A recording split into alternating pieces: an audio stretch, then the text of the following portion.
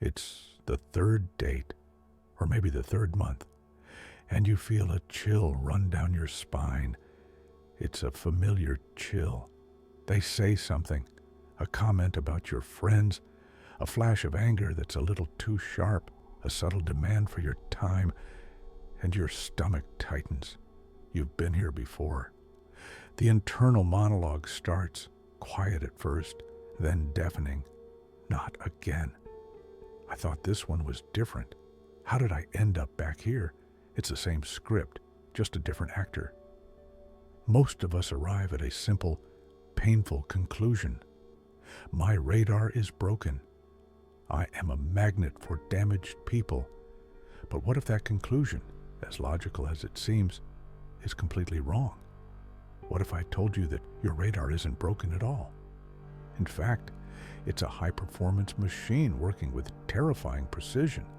The devastating pattern you're stuck in isn't a result of bad luck or a faulty warning system. It's the result of an active, unconscious search. The problem isn't who you're attracting, it's who you've been programmed to select.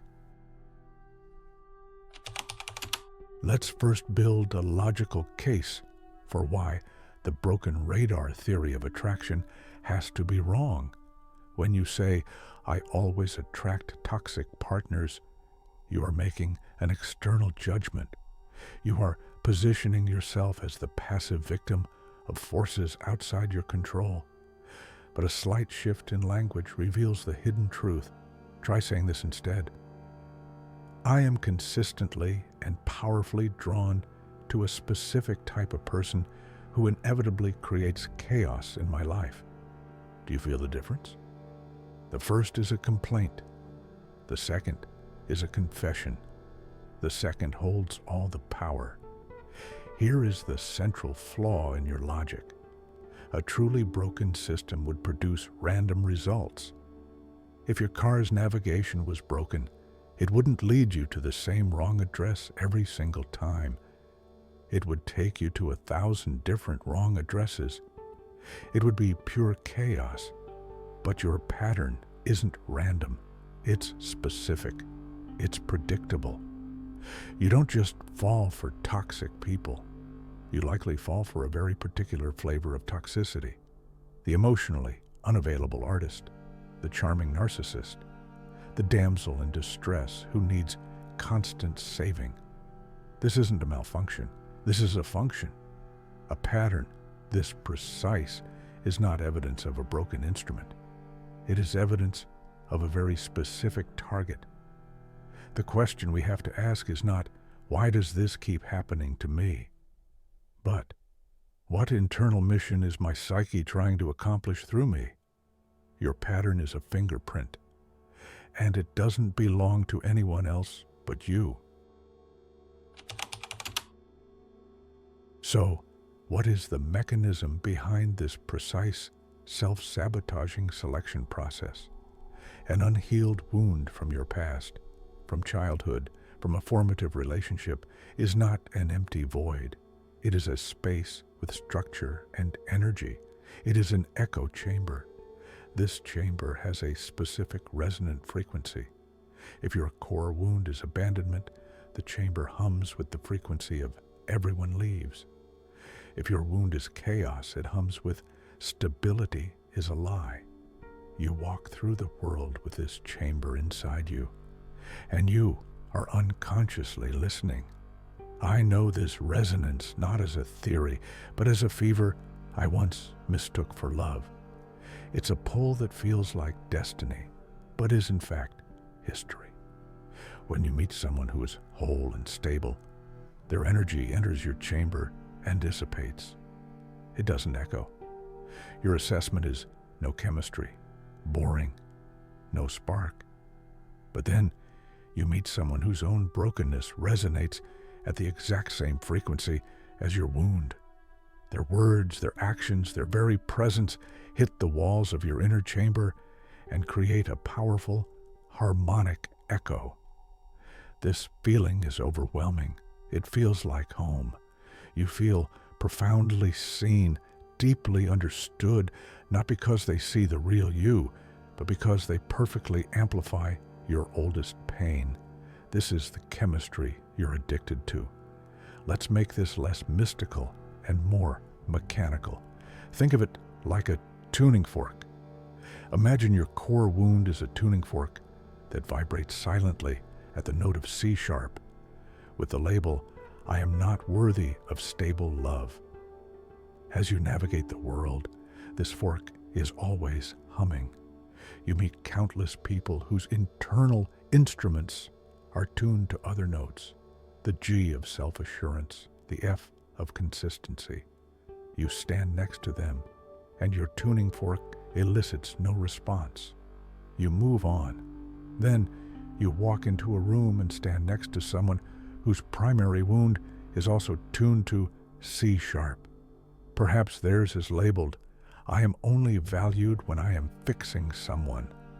Your vibrating fork causes their internal instrument to hum loudly without you even touching it. That powerful hum is the spark. It's the grim, unconscious recognition of a perfect fit, not for a healthy future, but for recreating a painful past. Your psyche, like a master locksmith, has scanned 100 keys and found the one jagged piece of metal that slides perfectly into your oldest lock. To change this, you don't need a better radar. You need to change the frequency of the tuning fork. This is not easy, but it is straightforward. It requires 3 steps. Step 1. Identify the original sound. Your first task is to become an archaeologist of your own history. The action is this. Set aside time to write and answer this one question. What familiar feeling from my early life does this relationship pattern evoke? Is it the anxiety of walking on eggshells around a volatile parent, the loneliness of being emotionally neglected, the desperation of trying to earn love? The logical rationale here is simple. You cannot change a frequency you cannot identify. By giving the feeling a name and a source, you're moving it from the unconscious into the conscious. You're isolating the signal. This act alone reduces its power. Step 2. Observe the resonance, don't obey it. The next time you feel that intoxicating, immediate, this is it chemistry, your job is to change your response. The action is to pause, take a breath, and label the feeling internally. This is not destiny. This is resonance. This is the echo. Treat that powerful feeling as a piece of data, not as a command. The rationale. This pause creates the space necessary to break the conditioning. For years, the stimulus of intense chemistry has led to the automatic response of pursuit. By consciously observing the feeling instead of acting on it, you sever that link. You become the scientist of your own experience, not its slave. Step 3. Choose conscious discomfort. Your final task is the most counterintuitive. The action is to intentionally move toward what currently feels boring. Go on a second date with the person who is kind, consistent, and stable, but who didn't give you that immediate, dramatic spark. The rationale. You must recalibrate your nervous system. Your body has been trained to associate the cortisol and adrenaline spikes of chaos with the feeling of love. Stability feels boring because it's a foreign language. By intentionally exposing yourself to this calmer frequency, you are actively teaching your psyche a new definition of safety and connection. You are training it to find peace, not intensity, attractive. The transformation doesn't begin with you finding the perfect partner. It begins with a change in your internal landscape. The first thing you will notice is a new kind of silence. The constant, low-grade hum of the echo chamber inside you begins to fade. The desperate need for external validation, for that resonant spark, quiets down. There is more peace. When you date, the experience is fundamentally different. The absence of overwhelming immediate intensity is no longer a red flag for boredom. It becomes a green flag for health. You start to feel a different kind of attraction, a slow burn appreciation for someone's character. You notice their consistency, their kindness, how they handle stress. You stop looking for a person to complete you because the phantom limb of your old wound has finally ceased to ache. You begin to trust your choices, not because you have a new radar, but because you've become a person for whom toxicity holds no appeal. The tuning fork is no longer vibrating, and for the first time, you are free to hear all the other music in the room.